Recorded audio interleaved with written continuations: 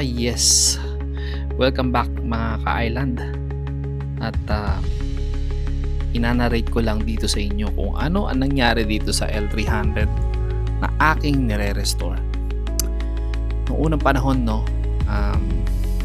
matagal na panahon na, this is an L300 na tinatry kong i-restore. Dati kasi meron akong auto shop and actually it's not a hobby before. Talagang focus ako sa pag-restore ng mga sasakyan.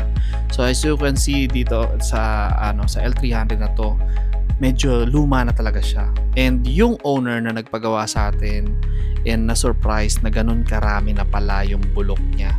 Actually, hindi lang ordinary yung mga sakit niya, is talagang rusted na siya from chassis hanggang sa mga pintuan, sa mga engine covers.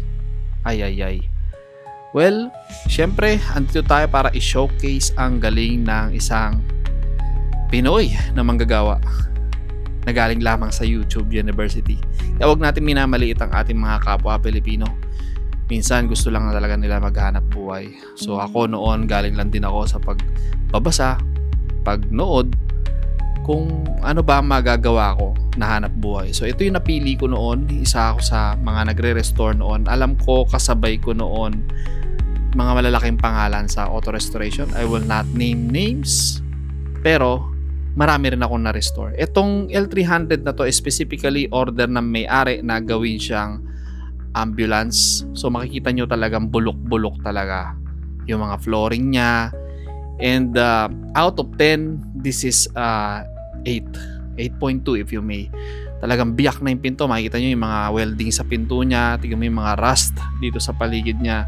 And yung buong bed niya sa likod, sa top ng chassis niya is talagang bulok na. And marami rin siyang palitin na parts kagaya ng ng mga glasses, seatbelt, ganyan. So halos lahat pinalitan natin. So minsan you can't imagine kung bakit papalitan ng isang tao o i-restore pa ang isang bagay na ganito. Well, there is two kinds of person. Yung isang person na, sige, bibili na lang ako. Tignan nyo, grabe yung mga bulok niya, no? Yung mga butas niyan talagang hindi na siya mare-repair kung hindi ka masinop. So, in-strip natin lahat ng pintura. So, there are two kinds of person. May mga tao na gusto nilang i-repair kung anong meron. Meron naman mga tao na gusto bumili na lang ng bago. And it just so happened that gusto nitong tao na to na i-restore yung kanyang mga nabili. Sure enough, spoiler alert, na-strip to metal natin and nagawa naman natin siya. Makikita nyo dito na pininturahan natin siya from ground up. Binakbak natin pintura from base metal and nilagyan natin siya ng mga wash primer, nilagyan natin siya ng anti-corrosion, kompleto to, no? And isa sa mga pinakamahirap na gawin sa isang strip to metal is kung paano mo ibabalik yung sipat o pagkaka-align ng kaha. Kita nyo naman, ang dami dito yung pinoproseso natin, yung tinatawag na lalateruhin. Ano nga ba yung lalateruhin?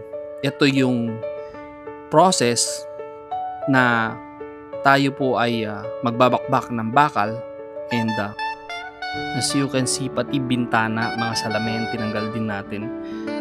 Lahat, in-strip na natin to.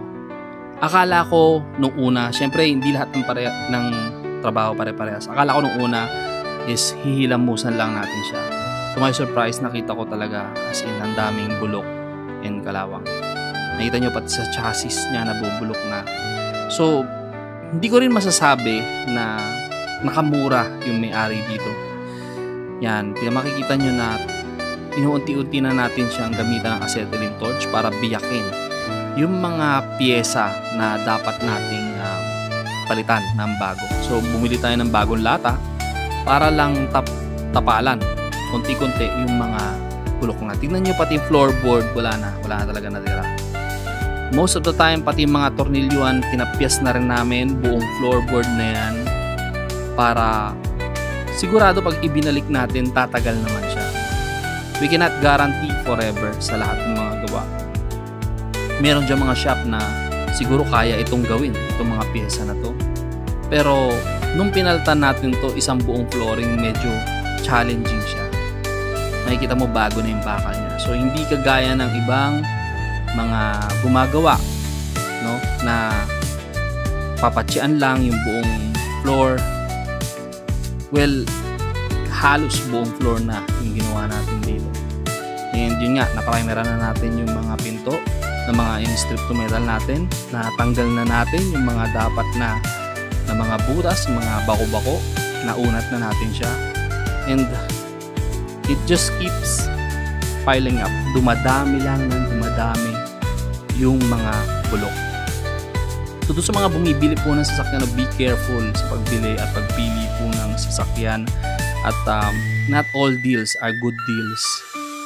So dumating na sa point na na-primeran na natin halos lahat ng mga na-finish na natin kasi isisil mo yan unti-unti. At dumadami pa rin yung nakikita namin. Ito bulok to, ito bulok yan. Actually, pati yung engine may problema. So it was a very difficult task na hindi ko ina-expect na ganito. Actually, nasa isip ko nga, sabi ko, ang laki naman masyado nitong trabaho na to para sa isang beginner na kagaya ko para mag-restore ng sasakyan. Pero I kept the faith. I keep on working. And hindi ako nahihiya kung kailangan kong humingi ng tulong paminsan-minsan. Pero tignan nyo naman, naisara natin siya na maayos. Kunti-kunti, isinara natin yung mga bulok. And natapos din natin siya eventually. Kung titignan nyo, no, hindi madali ang ginagawa ng ating mga latero, ng mga pintor. Kailangan lang din talaga maging quality ang gawa ng isa't isa. Dito sa part na to, binububungan ko na siya kasi malapit ko na siyang bugahan. Malapit na namin siyang pinturahan ng buo. Itong L300 na to ay naging napakahirap na trabaho. Minsan ganon, talo ka na. Talo ka na sa paglabas ng pera sa materyales. Talo ka na sa pagbayad sa mga helper. Talo ka rin sa sermon ng may-ari. Kasi minsan tumatagal. And that's why I quit. Kaya tinigilan ko na ang pag-restore ng mga sasakyan. Pero I still do it on a hobby basis. Kapag may mga gusto magpagawa at talagang may tiwala sila and alam na nila yung quality ng gawa, tinatanggap pa rin natin. Pero hindi na ganito ka-heavy. Siguro, ina-assess mo na maigi. Kasi dati hindi ako marunong mag-assess eh. Napasubo lang tayo.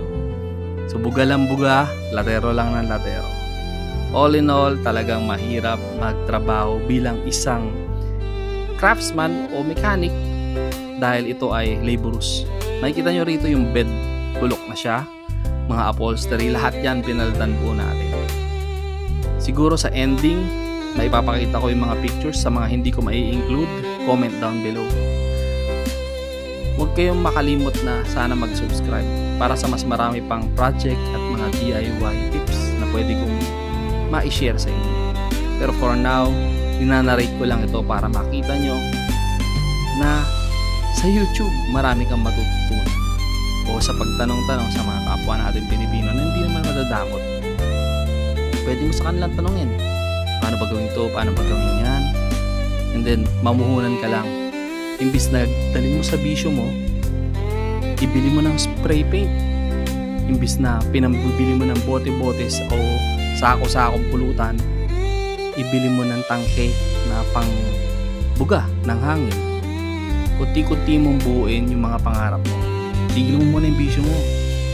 Calculatein mo, isulat mo yung pangarap mo. So doon ako nag-umpisa. So dito ko inumpisahan yung restoration business ko. Hindi ko rin naman masasabi na success siya. Pero very fulfilling naman siya. Tignan nyo.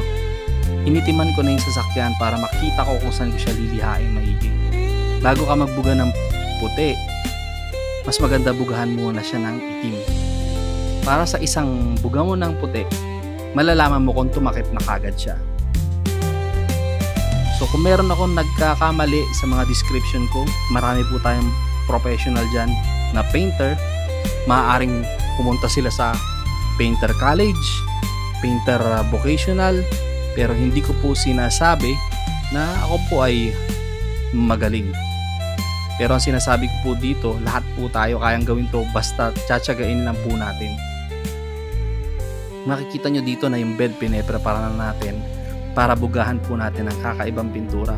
Ito po ay scratch resistant at maniwala ka sa hindi, magpasa hanggang ngayon, nandun pa rin yung pintura na yan at hindi pa nagagasgas.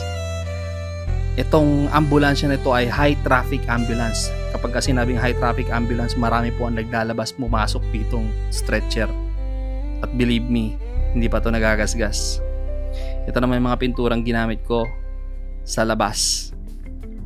Makintabang ansal at matagal na pinagkakatiwalaan to. Anyway, dito sa ilalim, gumamit naman tayo ng rubberized coating para hindi rin siya mabakbak agad at kalawangin. So sa harapan, ginamit din natin yung U-POL Raptor. Scratch proof din po ito para mas tumagal pa siya. So kung compare nyo sa dating itsura, napakalayo na. So nandito puti na siya. Nilagyan ko lang ng itim yung mga trims niya at saka yung mga accent niya para magkaroon ng konting character yung L300. Kasi alam naman natin na plain ng L300 kapag ginawa mo lang puti lamang. So dito binugahan ko din yung mga side trimmings niya, yung mga stepboard niya. Binugahan na rin natin siya ng matte black. And bulok na talaga pati yung mga gulong niya. So naisipan ko na pinturahan din siya. I-black na rin natin para magkaroon siya ng character. Dito sa part na to, no, nagkaroon na siya ng muka. Medyo magkaroon lang ng alikabok kasi natagalan na tenga yung project. Siguro nag-uulan kaya hindi ko na finish. Anyway, ito na ang itsura niya ngayon. Hindi ko na siguro na i-elaborate itong buong itsura ng sasakyan. Sana wag niyong kalimutan mag-subscribe. Napinturahan ko na rin pala yung gulong. And ganito ang itsura niya nung natapos na. Hindi na siya bubulok-bulok. And ibinigay ko na siya sa may-ari to be used daily. And up to now, 2025, nakikita ko pa rin na ginagamit pa rin nila yung L300 na yun. So, dumating yung pagkakataon na bumalik siya sa akin. Nakalimutan ko sabihin na mekaniko din ako. So, pinagawa niya yung makina niya sa akin. Binaba ko yung makina niya kasi tumirik yung makina niya. I believe naputol yung timing belt and tumukod yung head gasket niya. Yung head gasket niya ay sumabog. So, ibig sabihin nag-leak na. Siguro sa mga susunod pa nating video, unti-unti kong ipapakita sa inyo. Pero for now, eto na siya. Salamat sa panonood.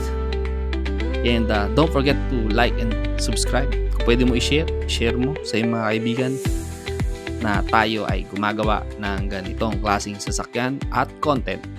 For now, paalam.